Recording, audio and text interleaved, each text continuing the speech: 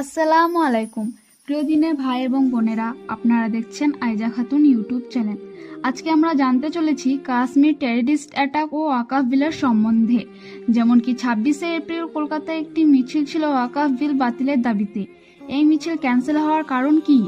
আর 22শে April কাশ্মীরের অনন্তনাগ জেলার পাহালগাম অঞ্চলের বাইশরান ভ্যালিতে যে টেররিস্ট অ্যাটাক হয়েছিল, এদের পেছনে কি পলিটিক্সের হাত আছে? এই অ্যাটাকে ২৬ জন মানুষ নিহত হয়েছেন এবং ২০ জনের বেশি আহত হয়েছে। এটি ছিল পর্যটকদের লক্ষ্য করে হওয়া একটি ভয়াবহ হামলা, যেখানে হামলাকারীরা নির্দিষ্টভাবে ধর্মীয় পরিচয় যাচাই করে গুলি চালিয়েছে। যারা আহত হন কাশ্মীরের স্থানীয় বাসিন্দারা, বিশেষ করে কাশ্মীরি মুসলিমরা সেনাবাহিনীর সঙ্গে তাদের স্থানীয় হাসপাতালে পৌঁছে দেওয়ার ব্যবস্থা করেছিলেন। এবার মেন পয়েন্ট, টেররিস্টদের কোনো ধর্ম হয় না, এটা পুরো রাজনৈতিক খেলা, হিন্দু ও মুসলিমদের বিবাদ লাগানোর জন্য।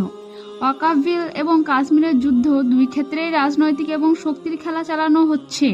কাশ্মীরের যুদ্ধ মূলত ভূখণ্ড, ধর্ম এবং জাতীয় পর্যায়ের মধ্যে একটি গভীর সাংস্কৃতিক ও রাজনৈতিক দ্বন্দ্ব, আর ওয়াকাফ বিলের মধ্যে ধর্মীয় সংস্থা এবং সরকারের ক্ষমতা সম্পর্কিত কূটনৈতিক এবং নির্বাচন রাজনীতির প্রবেশ করছে।